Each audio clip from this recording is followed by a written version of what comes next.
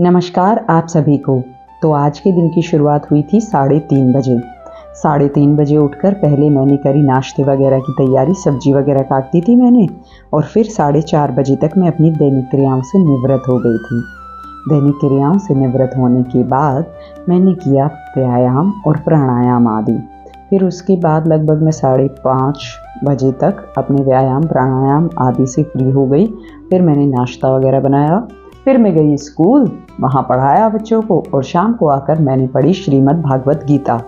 आज मैंने पढ़ा श्रीमद् भागवत गीता में 3 अध्याय का 34वां श्लोक। तो चलिए अब हम डिस्कस कर लेते हैं कि आज मैंने 34वें श्लोक में क्या पढ़ा। तो यहाँ पर भगवान कहते हैं इंद्रियां और इंद्रियों के जो विषय हैं उनमें जो राग द्वेष हो जाता है, और जनरली इंद्रियों के विषय में राग द्वेष नहीं होता, उनमें अपने आप स्थित नहीं होता राग द्वेष।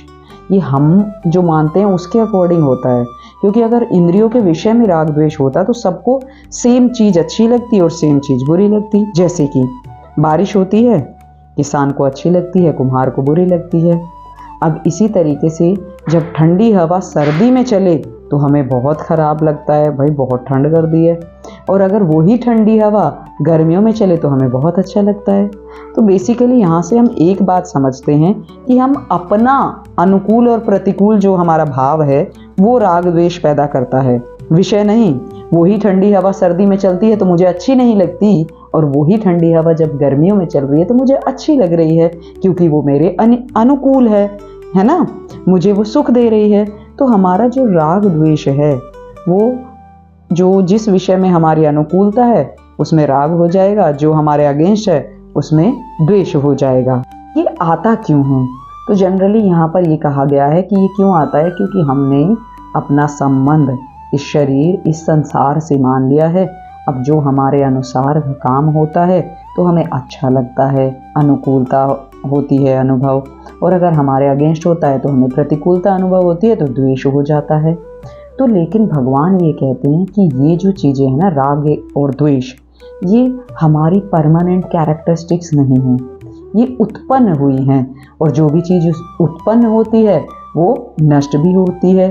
तो इसका मतलब हम इस राग द्वेष को क्या कर सकते हैं? ख़त्म कर सकते हैं। बस हमें एक बात ध्यान रखनी है कि हमें खुद राग द्वेष के वश में नहीं होना है, क्योंकि जब हम राग द्वेष के वशीभूत होकर कोई काम करते हैं तो राग द्वेष और ज़्यादा पुष्ट हो जाता है, और ज़्यादा स्ट्रोंग हो जाता है, और हमारा जो स्वभाव है वो अशुद्ध हो जाता है।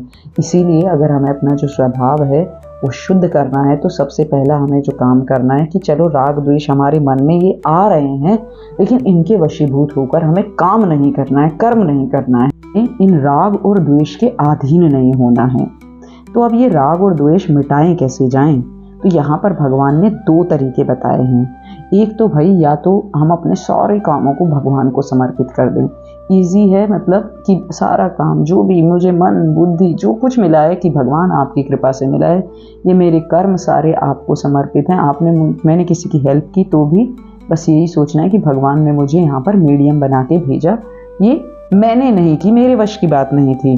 लेकिन ये एक प्रैक्टिस है, यानी एक दिन में शायद वो अहंकार जो हमारे मन में होता है वो नहीं जाएगा।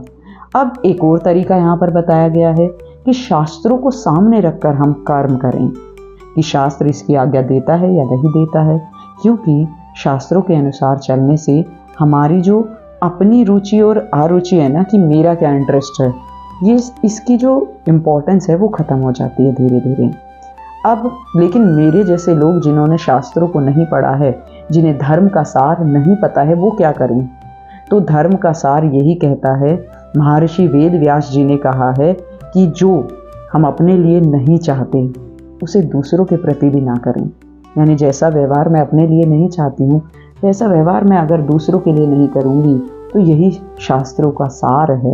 यानी मैं सुख चाहती हूँ ना अपने लिए, तो मैं बस कोशिश यही करूं कि मैं दूसरों को भी सुख पहुंचा सकूं।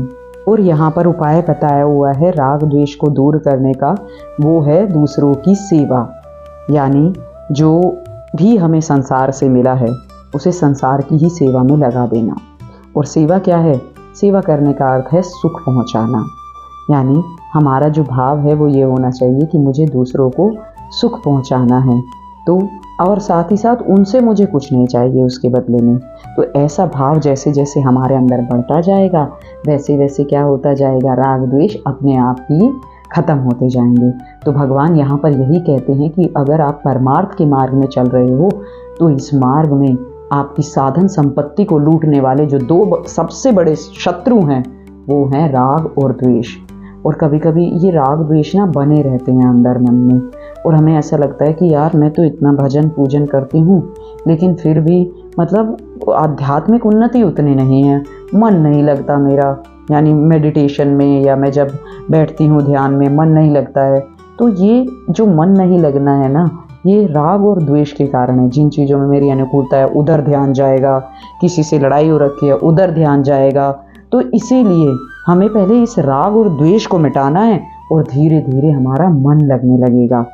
तो हमने इस श्लोक से क्या सीखा कि सुख दुख का कारण दूसरों को मानने से ही राग द्वेष होता है। जैसे कोई हमें बहुत सुख पहुंचाता है उनसे राग हो जाता है ना, सुख देने वाले से। जो दुख देता है उससे द्वेष हो जाता है। और राग द्वेष जो है ना, ये हमारी अपनी भूल के कारण पैदा होता है, क्योंकि हमने संसार से संबंध जोड़ लिया है। हम देख रहे हैं कि संसार नाशवान है लेकिन फिर भी उससे संबंध जोड़ रखा है। हमें ऐसा लगता है कि हम संसार का ही बस हिस्सा हैं, और इसी के कारण जो राग द्वेष है वो उत्पन्न हो जाता है। जहाँ पर अच्छा मिलती हैं चीज़ें, हमारे अकॉर्डिंग होती हैं तो राग हो जाता है, नहीं होती हैं तो द्वेष हो जाता है। बट फाइनली हमें चलो राग द्वेष पैदा हो गया लेकिन हमें उसके वशीभूत नहीं होना है, उसके वश में होकर कोई क्रिया नहीं करनी, क्योंकि अगर हमने राग द्वेष के वश में होकर क्रिया की तो वो और स्ट्रोंग हो जाएगा, और ज़्यादा प्रबल हो जाएगा। तो हमें क्या करना है, उसके वशीभूत होकर कार्य नहीं करना है। अंत में हमने इस श्लोक से क्या सीखा? हमने इस श्लोक से सीखा कि सुख और दुख का कारण जब हम दूसरों को मान लेते हैं तभी राग और द्वेष पैदा होता है। किसी को सुख का कारण मान लिया तो उसमें राग हो जाता है, किसी को दुख देने वाला मान लिया तो उससे द्वेष हो जाता है। और ये जो राग और द्वेष होता है ये हमारा जो हमने इस संसार से संबंध मान रखा है इसके कारण होता है।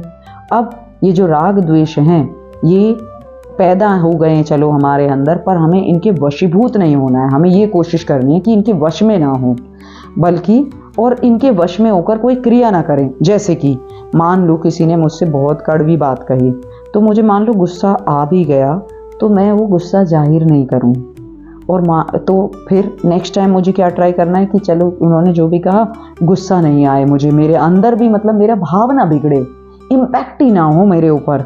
तो ऐसा मुझे कोशिश करते रहना है, और जब मैं ऐसी कोशिश कर पाऊंगी और इन कोशिशों में सफल हो जाऊंगी तो राग और द्वेष अपने आप ही नष्ट हो जाएंगे।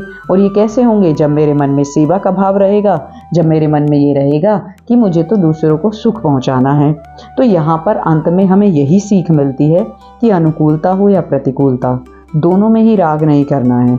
यानी अगर अनुकूलता है तो उसका सदुपयोग करना है। उसका सदुपयोग क्या है? दूसरों की सेवा करके। और मान लो प्रतिकूलता है, जीवन में बहुत ज़्यादा कठिनाई है, तो उसका भी सदुपयोग करना है। उसका सदुपयोग क्या है? अनुकूलता की इच्छा का त्याग करके। कठिनाई चल रही है, ठीक है, झेलेंगे भाई, है ना। तो इससे क्या होगा, फिर हमें अनुकूलता और प्रतिकूलता में सुख दुख नहीं होगा, हम बंधेंगे नहीं इन कर्मों से। तो इसीलिए भगवान हमें यहाँ पर कहते हैं कि हमें क्या करना है कि राग द्वेष छोड़ना है, इनके वशीभूत होकर काम नहीं करना है। आज के लिए बस इतना ही। धन्यवाद।